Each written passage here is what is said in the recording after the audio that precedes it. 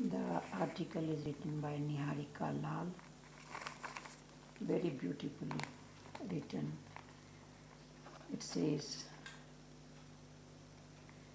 addressing the talk about gender bias, former IAF pilot Gunjan Saxena said, if you are the first one to be doing something, along with the privilege comes a whole lot of responsibility.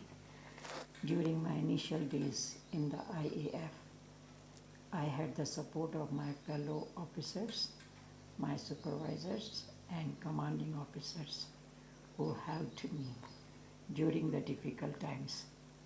When there is a major change happening, some individuals are able to accept change more readily as compared to others.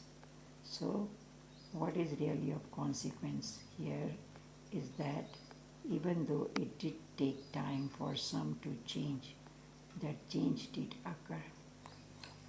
The picture of Gunjan Saxena and the article by very well written.